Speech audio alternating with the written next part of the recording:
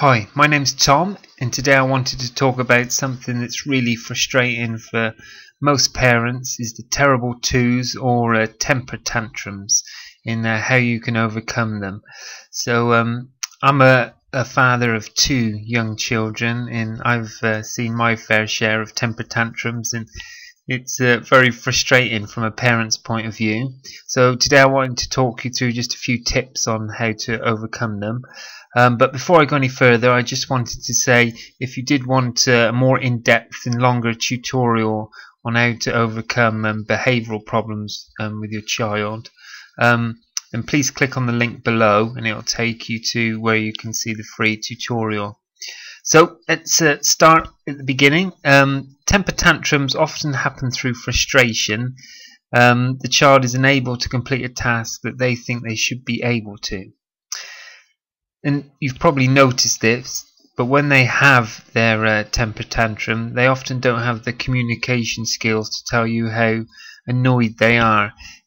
It's worth remembering that temper tantrums are completely normal, and children usually grow out of them around the age of 4 or 5, so they become less sort of intense, the temper tantrums, and a bit more manageable as such.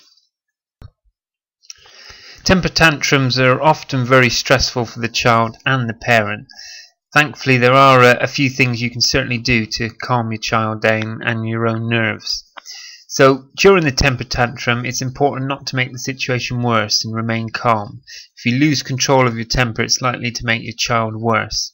The best thing you can do is ignore your child, and this will help them to relax as their behaviour is not getting your attention. So that's really the crux of the matter. They're really going into a tantrum to get your attention, to change your attitude, or to get what they want.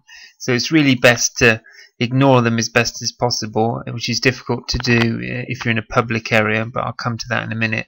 But generally it's not to make eye contact, and certainly don't laugh at them or go in the opposite direction of being aggressive towards your child. Distraction is a very good weapon to have to calm a child down.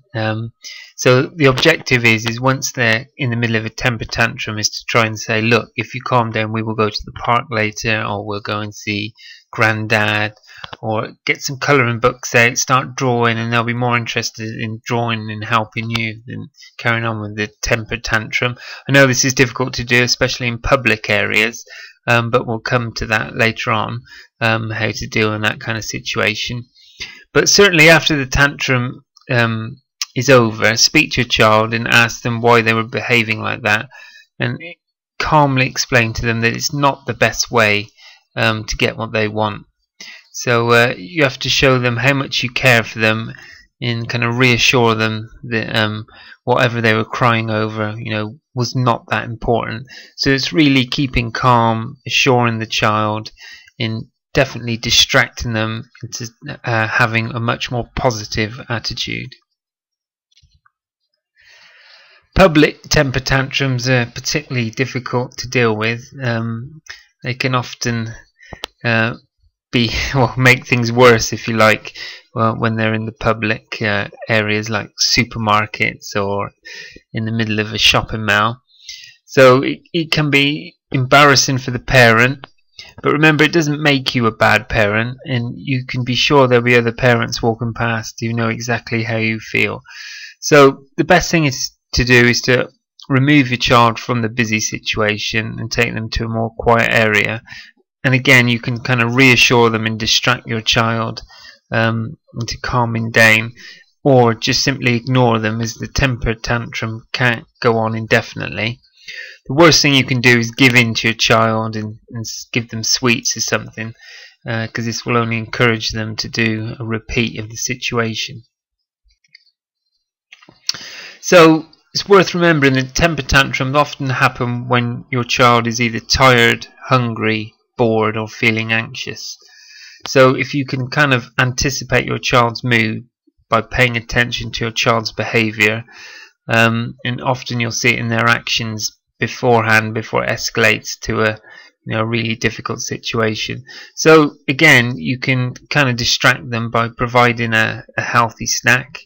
You can settle them down for a nap so they're getting plenty of sleep so they're not tired, or encouraging a quiet activity rather than getting them all worked up where they're going to get into such a state that their temper might get the better of them. So it's really a matter of thinking beforehand before it really escalates. So whilst it's good to give your child freedom to learn things for themselves, it's really also important to teach your child discipline so that they know the difference between right and wrong. Discipline also keeps the child from harm. So to do this, it's best to give your child options of what they can do or have rather than having open-ended questions. Because if you say to your child, "Well, what should we do today?"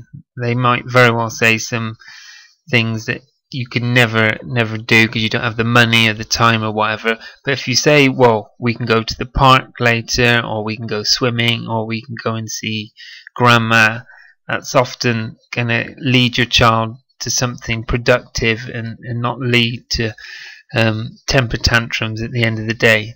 So basically your child should have rules, limitations and boundaries in place, so they're not kind of running the home and you're in control of the situation.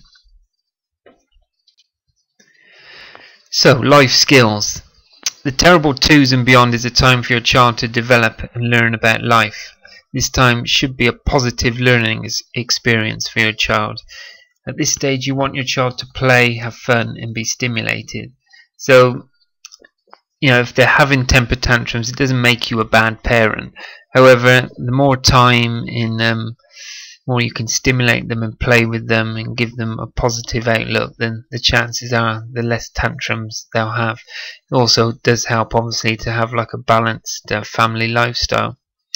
Temper tantrums can certainly be reduced by having a healthy diet, providing activities to occupy them, and exercise can also play a big role, as obviously a tired child in the right way that they've been playing say on a soft play area all afternoon, they're likely just to calmly watch TV and fall asleep later rather than stay up all night throwing things or something like that.